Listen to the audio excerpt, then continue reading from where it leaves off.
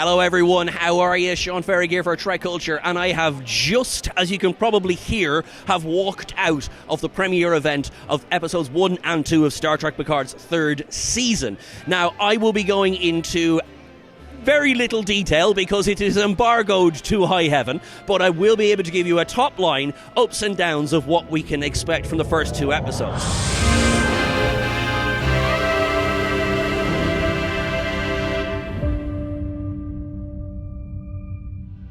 Now, I would like to introduce you to some very special guests, starting with the wonderful, the amazing, Jonathan Jessie, Jenn. Why, hello.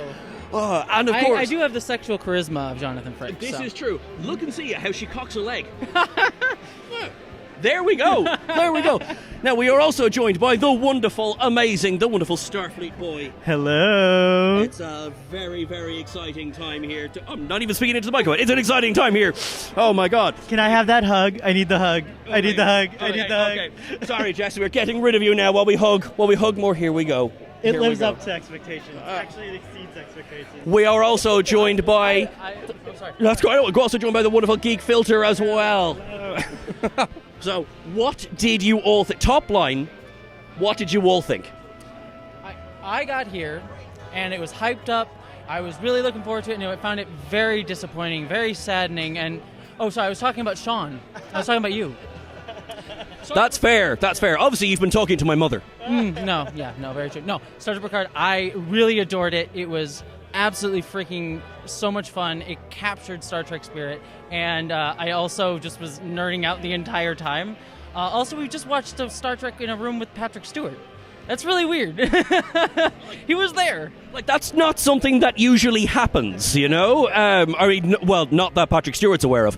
Yes. Everyone's in for a treat. It's insane. And I just wish everyone could see it on the big screen like we did, because it looks like a freaking movie. It's so good. Well, and besides all of what they said, the ships are amazing. They're well lit. You can see them. It's fantastic. A handsome lady scene. They have. I was like listening, like, that's a handsome lady. Speaking of handsome ladies, this is a terrible segue, in fact.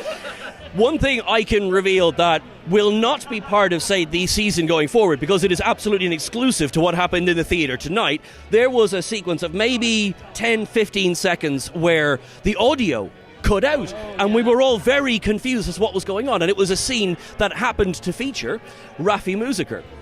It's not often that I've been watching a scene where the actor in question stood up in the middle of the theater and went, "It's okay, I can tell you what she's saying." It was fantastic. It was hilarious. He was right behind me when she said that. I was like, yes, hi, please. Now, I probably should start giving some ups and downs. Okay, so obviously this is completely spoiler-free because we would like to not get shut down the second we post this online. So I'm gonna go in with an up first of all. It looks beautiful. I've made this point for Star Trek since 2017, since it came back. It is some of the best looking Star Trek we've got. That's not to say that we all know my issue when it comes to the motion pictures dry dock flyby scene, and yes, I am seeing therapists about that.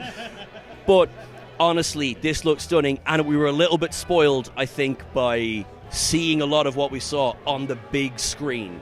That is special. Jessie, do you have an up or a down? My up would probably be the acting. I think this season in particular, Star Trek, especially modern Star Trek, no shade at anyone, but it moves really quickly, and you don't get a lot of time to sit with the actors. There's a lot of scenes in this episode where or the 2 episodes that we see, where we actually get to sit and be with the actors, and they actually get chances to just emote and sort of have really small character beats. In particular, without spoiling, the end of episode 2, there's a sequence that relies entirely on the actor's performance. The entire emotional beat hinges just on their performance without anything else. Flawless. And it was absolutely fantastic. Shout out to Patrick Stewart, Gates McFadden specifically, and also just random Todd Stashwick, who plays Captain Shaw.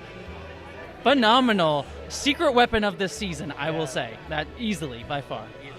Now, Starfleetboy, up or down? What are we thinking? Up, Jonathan Frakes Riker. Riker's phenomenal in the 2 episodes that we saw him in.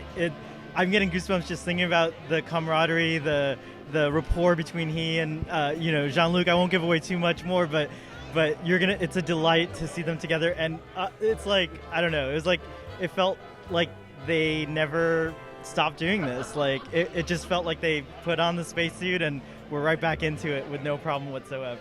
They can't beat our camaraderie, though. Yeah, that's true. Well, that is true. Well, while we are seeing camaraderie there, Geekfilter, up or down? What are we thinking? Down. Lack of animated series information. No, up for 7 of 9's character. Just seeing her evolution, and it's just like, oh, okay, you can see what she's pulling in from the old stuff, but how she's growing as well. So yeah, that was big up for me. To second that was actually my second thing. Again, without spoiling. I will say personally, for me, the story with 7, I think, really resonated with me personally. I'll just say, as a trans person, there's a storyline within her character that I was like, oh, this is what they're doing with this.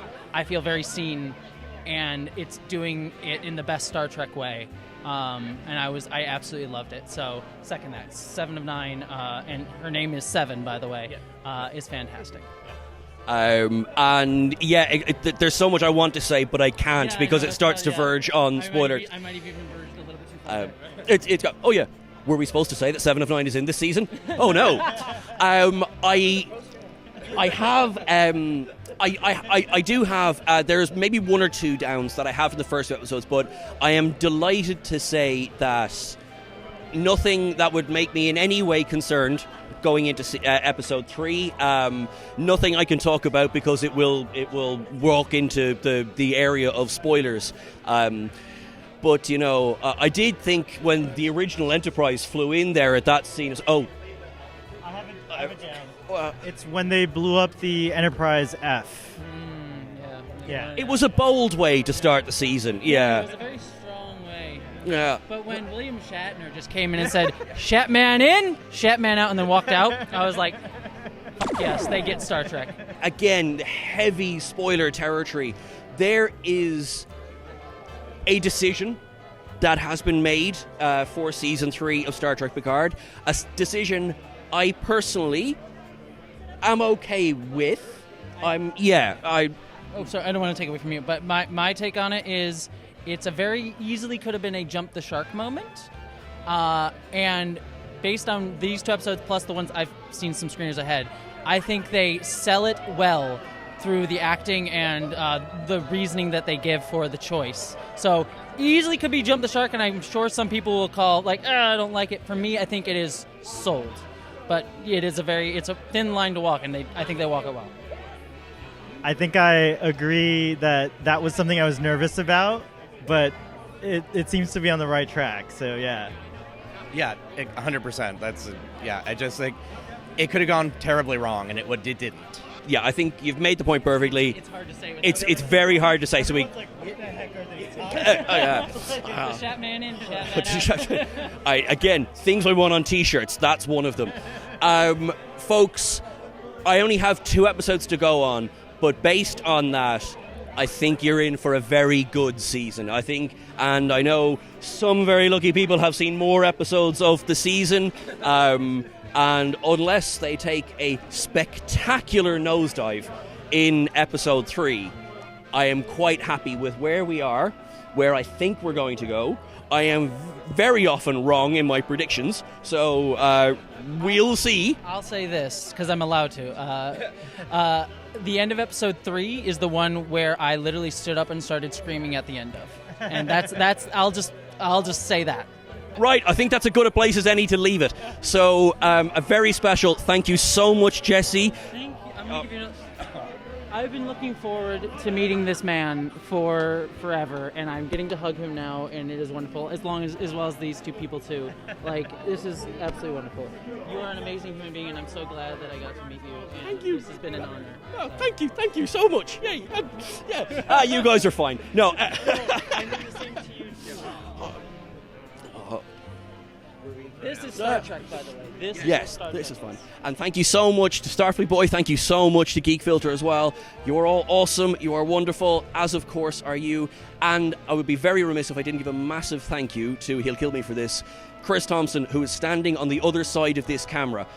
This man has put a tremendous amount of work into making all of this happen. So it's not. I'm a very burned face, but he is very much the heart of Trek culture as well. So everyone, thank you so much. Live long and prosper, and watch some bloody Star Trek.